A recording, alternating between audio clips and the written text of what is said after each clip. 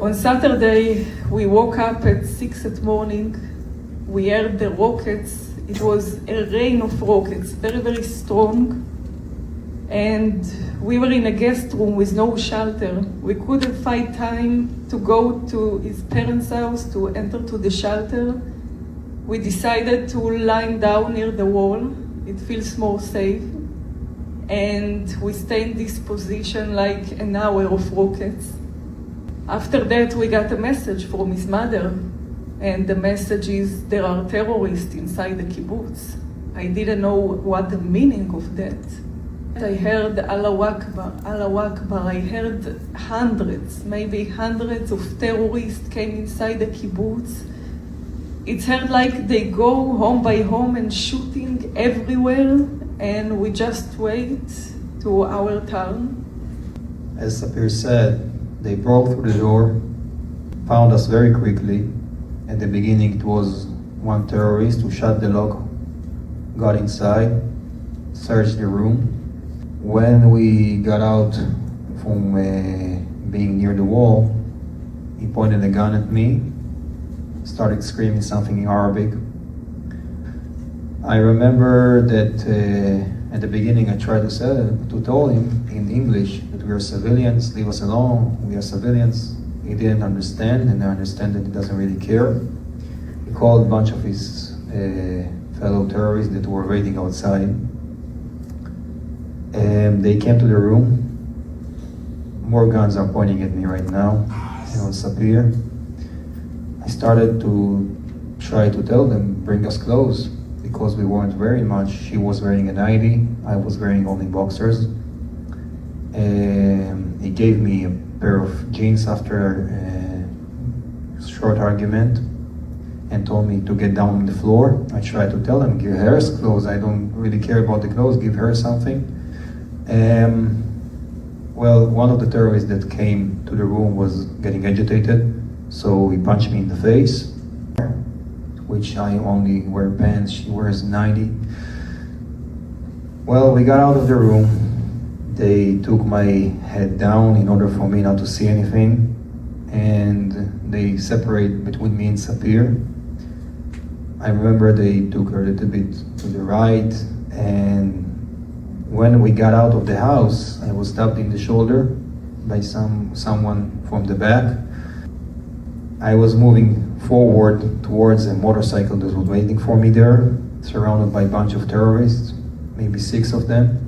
I was in panic, I was in shock about what happened. I couldn't believe that this is what's happening right now, and I couldn't imagine the magnitude of the event itself.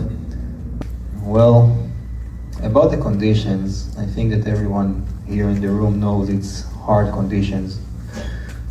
It's not only the food that is scarce and that you will not have control on anything, you don't have any possession, and there is nothing that holds them from being complete in charge of your destiny and your life. It's the complete hopelessness that you have, the complete lack of ability to control anything about what is going on with you. And the only glimpse of control that I found was, and thank God I've managed to learn Arabic during the time I was there, which was also a miracle, and try to make those connections with the people that I find very hard to find subject we can talk about. But it took me a while, and I understand that if I'm in this situation, I better understand who are those people that are in front of me. Because in the end, I needed to understand how to penetrate this wall of hatred and try to see, for them to see me more as a human being and someone they will try maybe to take care of a little bit better.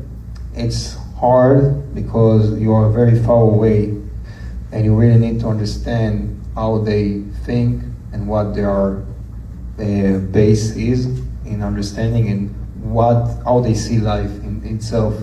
They have a different set of rules, a different set of values than we have. We mostly talk about it in sense of appreciation of life, which is also true, but it's also involved in little things like what they do appreciate in life, what their goal in life and what their thing is their goal in life. I remember when I came to the captivity, I had many thoughts, like I said, God, why? Why it's happened to me? Why you did it to me? And then I say to myself, well, I believe in God even before. I never prayed in my life, but I believe. And I say that if God decided to send me to this place, there is something behind of it. There is a goal for that. And this is what I need to find. When I look around myself in the captivity, I saw a young girl that she cried and she's very scared. And I saw another hostage, a man that just lie down all the day and close his eyes. And he didn't want to open them because he didn't want to feel a part of this reality. I felt that God sent me to a place that I can be the most meaningful person in the world. And I just need to choose that.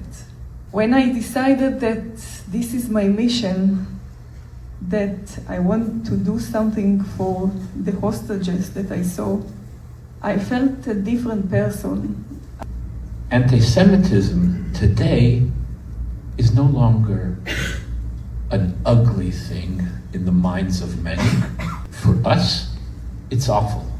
For a rabbi, I'll quote a Jewish leader, who's supposed to solve the Jewish problems, Rabbi, what are we going to do about anti-Semitism in the world? How do we get them to stop hating us? What do you think we as Jews ought to be doing? Different layered answer. The inner layer, I'm talking only to the Jewish because it's an inner layer. I think the Jews need to understand exactly what it means to be a Jew, what principles does the religion hold in the tradition itself, find its own place in Judaism, what it feels comfortable with, and try to explore and learn as much as he can, because this religion gives so much to the world and is the basis for the Western society that we see today. And those values also are in the Christianity as well. So I do believe that the Christians should support the Jews to do that. And the Jews need to understand, when people say like, we are the light of the nations, what does it mean? It means that you need to be a leader, which sometimes means that you need to do the right thing and you need to be able to stick to your principles even if it's hard. So we are now facing these hard times that we need to stick to the truth, we need to stick to our principles even if it's hard.